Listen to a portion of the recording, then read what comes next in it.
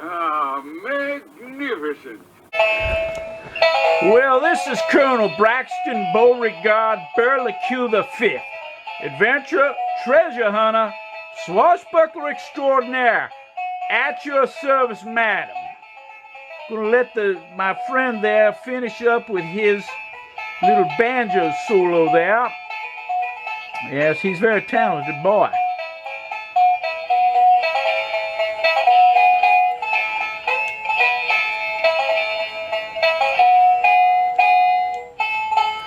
Now, as I was saying, I'm Colonel Braxton Beauregard Burlique the Fifth, adventurer, treasure hunter, swashbuckler extraordinaire, at your service, madam. Now, today's topic for my talk is going to be my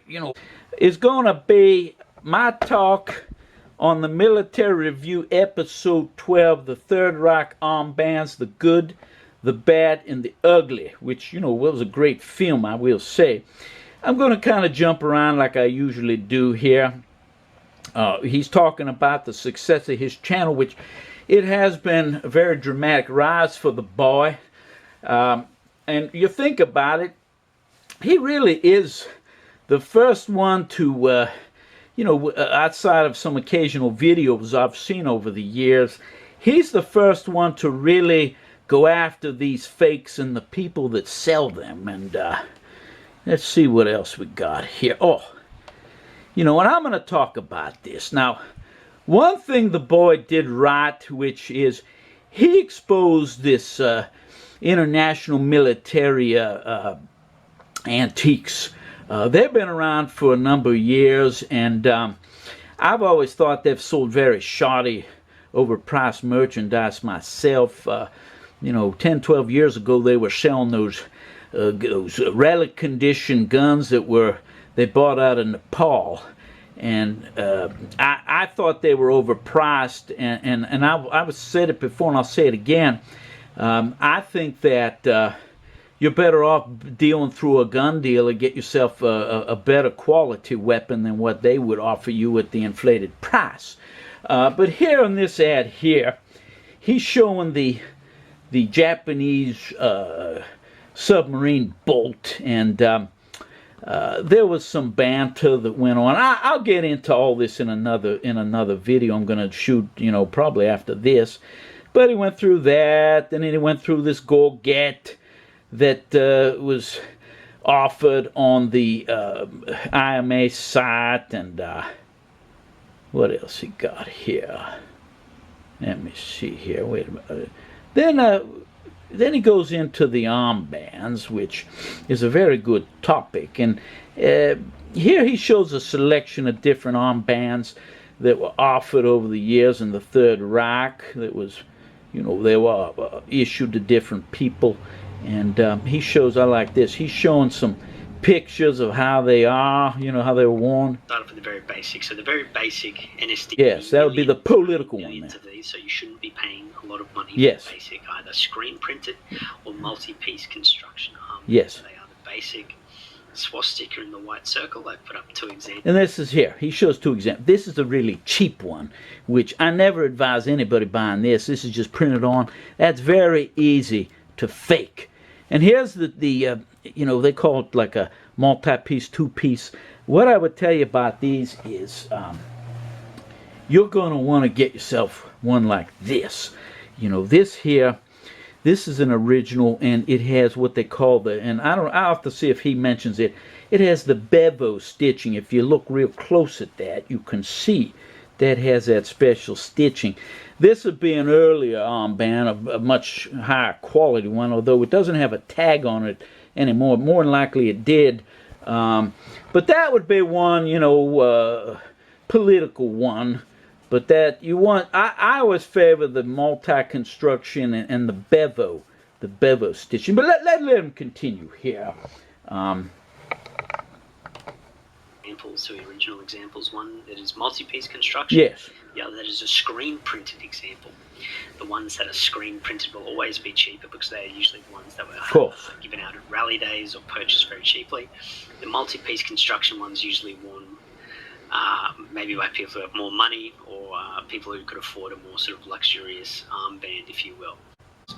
But there are fakes. You'll see on the left one that is devoid of details, versus one on the right that is almost overzealous. You've got to remember this has been handed out in their thousands, so why would it have such a sort of overzealous amount of bullion on it? It's also made out of a felt-like material, so that's something to look out from these. They do have the white circle and sword and the wreath. Then there's the Volkssturm one. The third armband is the Volkssturm armband, something everyone should have in their collection. A great cheap armband that all new collectors, seasoned collectors, old collectors, doesn't matter, should have. Yeah, and I mean, he goes through his, but and, the thing is this, what he points out is, and you could watch his video in detail, is you can tell that was printed, that's the sort of printing technology they had back in the 1940s, and he's showing that, and then on here, he shows there's been known to be sheets of these that are actually were never issued, and that you know, you find those in dealers who actually a lot of times will cut those up. I don't really agree with that. I think that to me they'd be more valuable together like that. But you know, that's what some different people think. It's not uncommon for dealers to cut the armbands from the sheets or sell them sort of wholesale. On the right, another example of a screen printed example. This is the one that most people should go after, and I highly recommend trying to buy one of these screen printed common pattern ones, okay? Because there are a few different varieties of this armband. That's where things start to get a little bit murky, and we'll go into in a second sort of variety of Volkssturm armbands and the sort of fakes out there. But as I said, $80 to $100 item. So the variants, you have the questionable Deutsche Volkssturm. Yeah, I've never seen one like that. I've seen these around. You know, a real one. The one in the red on the right is a Collectors Guild armband where it almost has an SS eagle put on it. Not a very favourable one. He's right. I believe that's a phony too. People like it. The Volkssturm one on the bottom left, that has a sort of general area attached to it. Again, people are a bit iffy on it. Bottom right, these did exist, but this is a reproduction, so be careful. This sort of mustard green colour armband out there.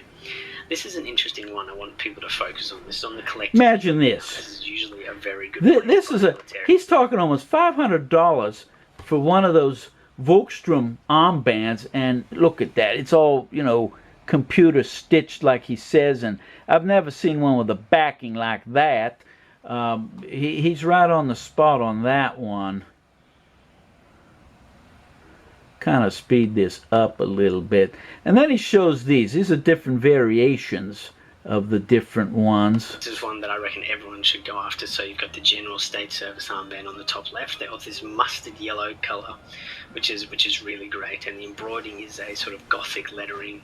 It's raised off the base armband in the case of the State Service Eagle on the top left, and the Deutsches Wehrmacht one on the top right. The white in the service of the Wehrmacht is both printed and raised, so that's something to look out for. The Deutsches Luftwaffe one is always printed, okay? But in saying that, fakes do exist of these. Of course, fakes exist. Now that... But they do pop up. This is one of Wii medals. And look at that. That's really poor quality. The artwork, the printing, even the material. Looks like they tried to artificially age it by dunking it in a bucket of water. But yeah, you can pretty much tell that's a phony. See what else he's got here. Oh, yes. Now that's, yeah, he's right. Some moderate areas of collecting, so after you've been in the armband area for a little bit, an item that you guys should sort of push to go after. So you have the SS armband, especially the one on the left, which is the multi-piece construction, really beautiful, and the political one on the right. I think it's a Gauleiter or a Chrysler. Yes, he's correct on that. But look what he shows there. He's got a chart. It shows actually what the different, isn't that interesting? All the, we got some money laying here. But what we have here is he's got the different, you know, type of ranks amongst the political class, I guess you would say. And you know, that's very interesting. There's a large assortment of those, and you could make that into a collecting area unto itself. Let's see what else he's got here. Oh yes. It's meant to be worn on a mantle meaning the sort of trench coat, the overcoat. Now one thing I'll point out on these, usually these are made like out of a heavy wool.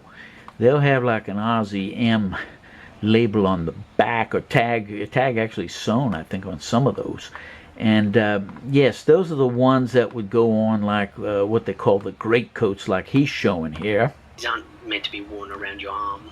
Like, it's meant to be worn on the sleeve of something. These usually stitched in so they wouldn't move, and they fit perfectly to the mantle sort of dimensions. So if you're looking at an armband, you should be looking at a couple of things. You should be looking at the texture. In this case, it has the white ribbed central circle. That's just something very important to look at when buying an SS armband. It's the multi-piece construction. Oh, I think that's key. I think that's key. Tag on the inside, but guys, be careful because they are faked as well. This is another thing for us to look at. But you know, one thing too, I'll add this, is like, for instance, here's a Hitler Youth. It's a multi-piece armband, and what I like about this one is it still has the original tag in there, and that's what they look like that. You know, obviously that one's marked with the Hitler Youth, has the RZM, but you know, each organization have their own individual tag. But this is the kind of thing you want to look for. And yes, they're faking these, but you know, this gives you an idea what an original looks like, and it shows some age, and you can tell, you know, whether it's a artificial age or not once you've handled enough of these. And I think on this one there might have been some kind of a mark, but maybe a fountain pen just leaked on it, I don't know. But you know, again, this one has that bevel stitching on there. That's what you're really looking for in something like that. But anyway, I'm gonna let the boy continue, so let me get this going again here. At another time, but and also you should be looking for a bit of age. There are mint ones, but that's right. Look like that, a little bit of... Oh, now here's this. I've run into these. These, like in the 80s and 90s, you would see these, and these are really, they're made of like polyester, and you know, he's right. They never had something like that. That's a very fantasy piece here. And then another thing too is he talks about these Holocaust type armbands, and well, he's right about one thing. Yes, it's not tasteful, but if it's an original piece, period piece, I think it should. I would include that in my collection. Some people would say, you know, it's kind of ghoulish and that, but it's part of history. And if it was an original piece, I feel that you know, I'm doing a service to the person who had that armband, that I'm preserving it, and you know, it's right there to tell all sides of the story, and that's the thing in history, is you want to try to tell all the sides and not just tell one.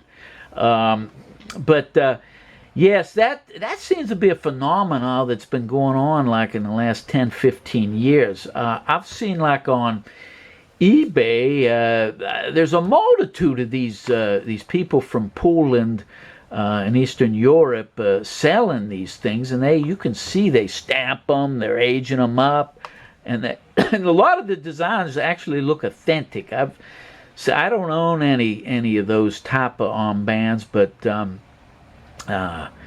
I've seen examples of originals, and some of these copies they make are very convincing ones, and there's some that were made right in the ghettos, like in Warsaw and these other places, and it's a specialty area which you know, I don't have the expertise for that, but I have seen a few originals over the years. But let's let him continue here. Browning and yellowing. Something I want to finish on is sort of the ugly, the downright fucking ugly trash in this hobby. these are the kind of armbands that if you see, you should go the other way. You should run as fast as you can. Anything that has the double SS runes on it. Yes, absolutely. It is an absolute garbage item. Absolutely. Same with the death's Or the head, death's same head, yes. with, FM, SS with the rotating swastika. Yes. But the big ones I want to focus on, these turn up at a lot of shows, okay? It's these Holocaust armbands. You see the one down the bottom, it's a Warsaw ghetto armband. You're like, come on guys, I'm sure.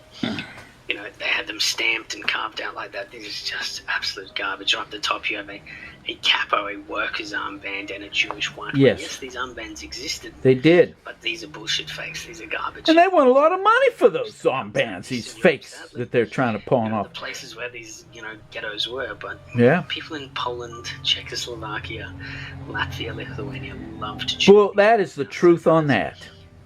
If you're buying Holocaust memorabilia, don't buy this stuff, because this stuff is bullshit. You're wasting your money. Well, that, if it's fake, yes. Because there is a bit of sort of taste in this hobby, and those sort of items are very distasteful. But at that, this is, I haven't even scratched the surface. This was just meant to be. It's true. He gives a very good introduction to the armbands, and as you can see in his photo here, there's just a large number of them, of all the different organizations. You have to remember, the Nazis, they had a multitude of whatever function, the government, the state, social services. They had an organization for it, and each one of them had their own uniforms and armbands, insignia, and there's just a whole slew out there to collect. But they're faking them, most of them. But let me let him finish up. Introduction, if you are into the world of armband collecting and so forth. This is a picture I found online, someone who's very into the hobby. I could spend all day going through these, but guys, books. Exactly. Forums for armbands. Books, absolutely, but I have to tell you, one of the things that a book won't teach you is, actually handling the real item. There's some great photos in a lot of these books, but, getting there and handling the real item, the real article, the genuine article, as my daddy used to say, well, that's something that, that you can't get in a book. But a book is definitely for your schooling, to know when you're out there looking at stuff that you're going to be weeding out the phonies. So let me let him finish up here. The best of the best you can get, so please read. That's the big thing in this hobby, reading. It's meant to be, when we're not exposing things. Well, then he talks about, yes, when I introduced my Max Show video at the, last week, I had raw footage. I didn't do a lot of commentary on it. I probably should have. But I just wanted to take a walk through there and give you, and he's showing, what his future feature is going to be, including even the Allied stuff, which should be very interesting because, I've noticed that in the last 10, 15 years, they're even faking the United States stuff. And that should be a very interesting thing for, watching this and seeing what's going on here. So, anyway, let him finish. Melt people's brains too much on topics that you can't cover completely. What's coming next? We've got the Max Show video. Yes, that's going to be a good one he has, yes. We've got a headgear video coming up and more worse fakes. I'm going to do an Allied and Soviet edition, so lots of great stuff. Guys, we've got about 50 people now in the Discord. Well, good for him. Conversations and everything. Anyway, that's the wrap-up of Military Review's video, episode 12 on the armbands, and he gets a little bit into these IMA fakes, which I'm going to be doing one on that. I'm trying to shoot several of these at one time. So, anyway, this is Colonel Braxton Beauregard Burlique the Fifth, adventurer, treasure hunter, swashbuckler extraordinaire, at your service, madam. Goodbye, you all.